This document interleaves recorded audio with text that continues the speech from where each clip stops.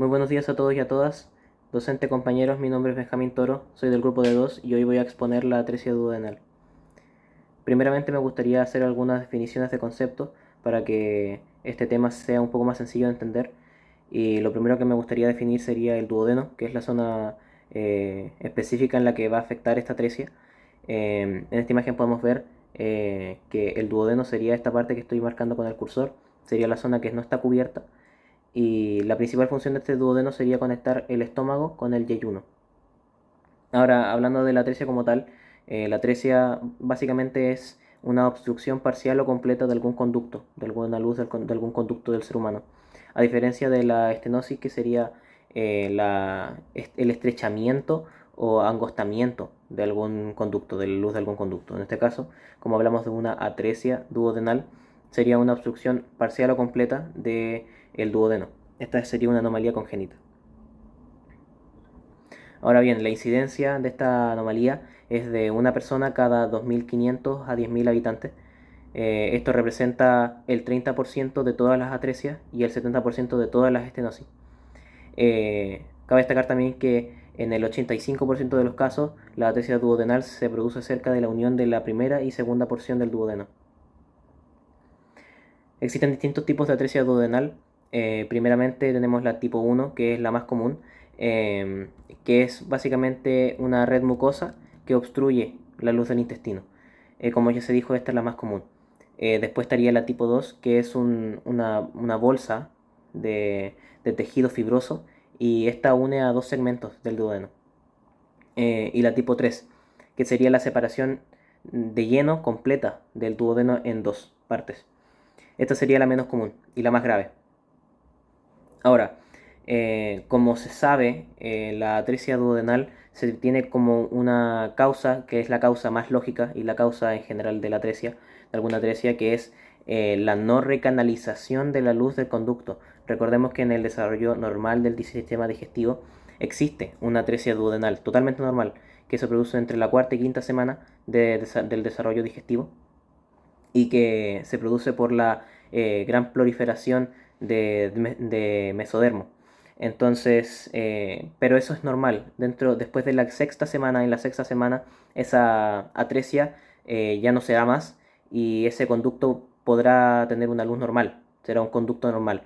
Esto también se lleva a cabo con algunas rotaciones, que son dos en específico, y que aquí podemos ver unas causas. Estas causas en realidad siempre se van a producir después de la décima semana, en etapas tardías del embarazo. Entonces, por ejemplo, aquí tenemos una causa que sería la invaginación intestinal, que es que una porción del intestino se introduce dentro de la porción adyacente. Eso quiere decir que el asa intestinal se queda retenido dentro de la hernia umbilical. Una porción del intestino lo que hace es que cuando se produce esta ida al abdomen, de vuelta en este desarrollo digestivo, lo que va a pasar es que esa porción del intestino se va a invaginar sobre sí y lo que va a hacer es que el mismo intestino se va a obstruir a sí mismo.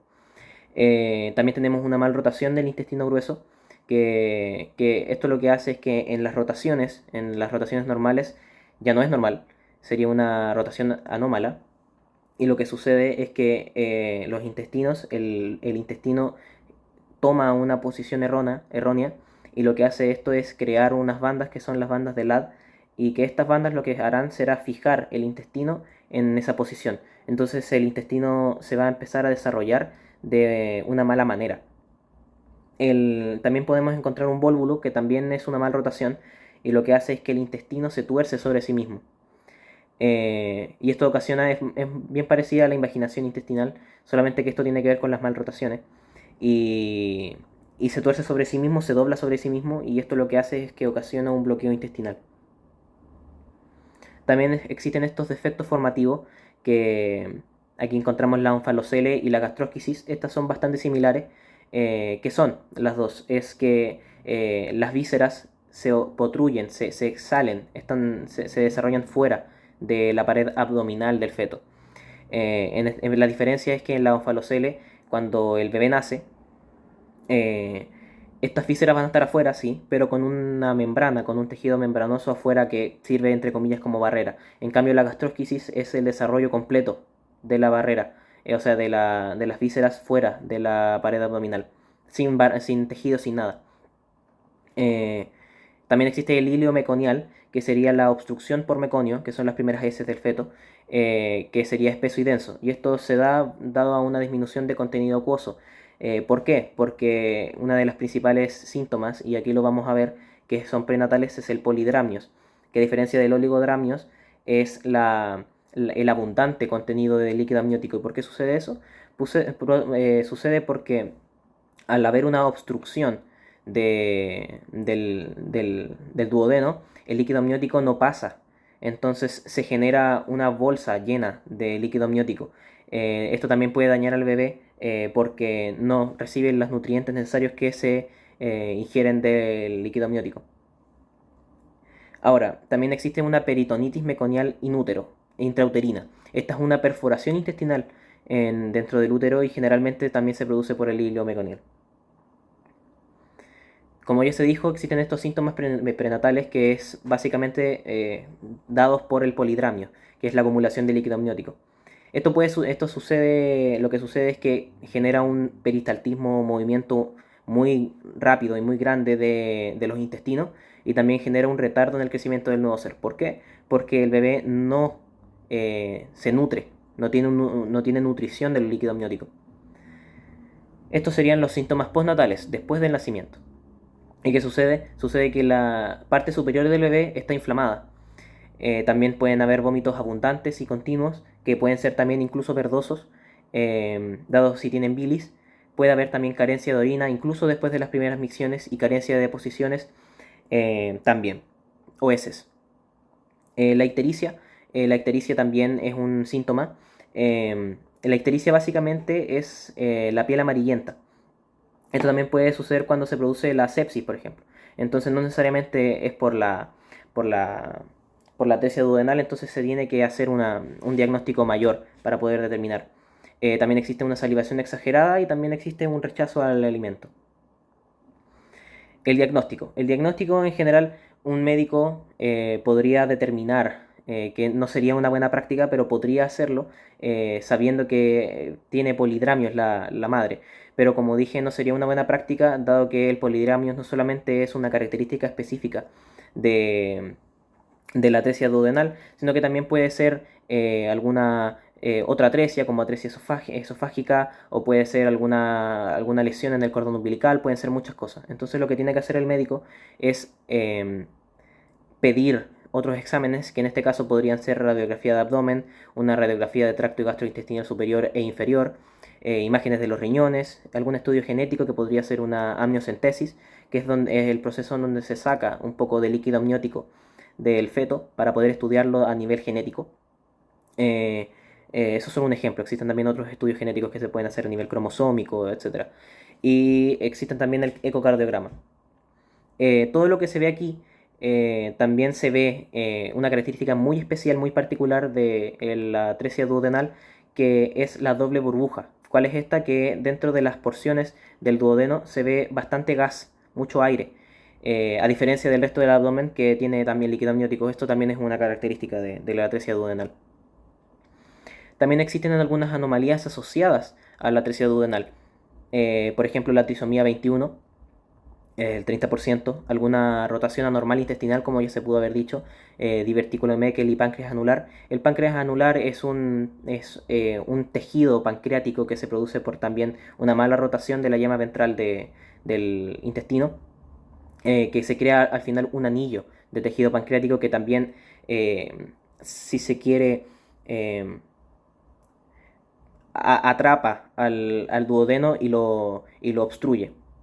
Esto sucede entre el 20 y el 30%, también una malformación cardíaca de 25%. El 50% de los fetos que tienen atresias duodenales son prematuros y también el 40% tienen polidramios y por supuesto deshidratación. Otras anomalías asociadas pueden ser también el síndrome de Down, el 30%, retraso en el crecimiento del 33% y una atresia en el esófago. También existen estas anomalías de Bacter L, que son una asociación de anomalías, también se le llama síndrome de Bacter, que básicamente son varias anomalías y para que seas considerado que tienes el síndrome de Baxter, tienes que tener por lo menos dos o tres. Las anomalías que son de Baxter, respondiendo a las siglas de Baxter L, son vertebral, anorrectal, cardíaco, traqueoesofágico, renal y anomalías límbicas. Eh, el tratamiento, ¿cuál sería el tratamiento? El tratamiento hay que recordar que como no se puede prevenir esta anomalía, no se puede tratar antes del nacimiento. Entonces, el tratamiento lo único que va a hacer es una cirugía. Y lo que estime el médico conveniente, que en la mayoría de los casos son una cirugía del duodeno. Entonces el tratamiento preoperatorio sería primero una descompresión gástrica para quitar todo el aire, todo el alimento, todo el líquido que pueda haber en el bebé. Todo esto es después del nacimiento, ¿no? Entonces, ¿cómo se hace? Con una sonda nasogástrica, que es de la nariz al estómago, o con una sonda orogástrica, que es de la boca al estómago. También se produce una corrección de fluidos y electrolitos y también se buscan otras malformaciones o anomalías, como las que ya dijimos anteriormente.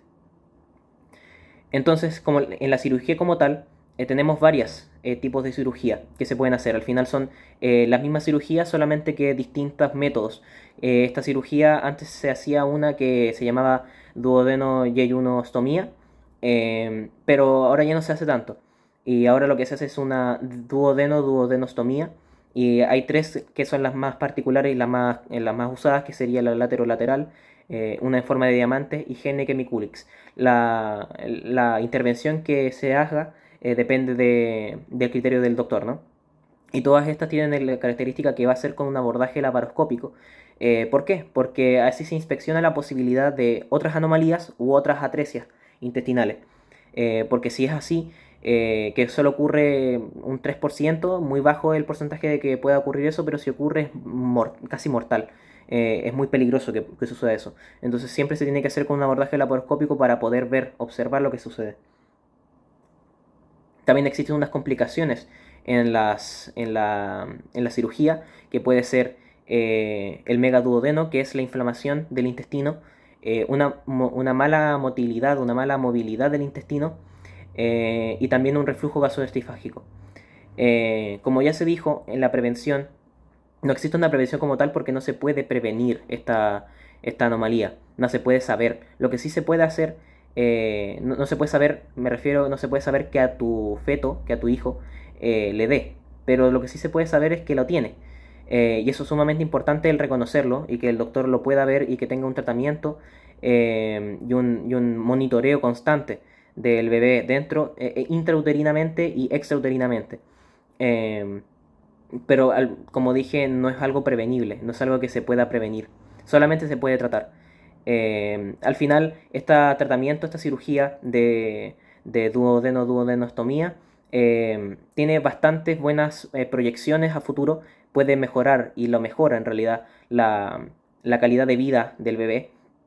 Pero eso no quiere decir que esté exento de tener otras anomalías como las que vimos antes, que por ejemplo puede ser la trisomía 21, el síndrome de Down, que también afectarán a nivel cognitivo incluso al bebé. Entonces, igual puede ser algo peligroso. Eso sería todo por mi parte. Muchas gracias por su atención y hasta luego.